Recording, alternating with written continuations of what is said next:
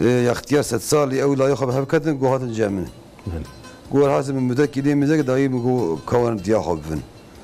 دبی گلو او گوتنا من ورن دیا خوبن لی میزکن یعنی ملی میزنه که گلو سپی مسئول دم ناو مسئول ناو طبعا هر چی گلین هرته خیر و ثواب اوی هه لكن شرعا سر اولاد واجبن كل خيدي يمكن سر لازم كل خيب كن yalnız mesela insan ki sen mağdur heve nabdes piya ve idan nam Müslüman da bir şekilde ki gele Müslüman akraba etnebin gelemeyiz hep yani çünkü Müslüman Hüda Teala ve وَلَقَدْ كَرَّمْنَا بَنِي آدَمَ اَوْلَادِ آدَمَ وَمْ كَرَّمُوا بِقَدْرِ بِقِيمَةِ şekilde Müslüman ki mesela bir bakım mesela icabına inkene nav ya taha Hüda bini Hüda mesela tuvalet akıtken illa geç taraf Müslüman da sen devlete İslam ekutuna ve insan mesela bana ki yetkiliğine bu an iştikadın gene mesela bu an çare gibi ve para ekibi girir bir kısmet ayıp yani.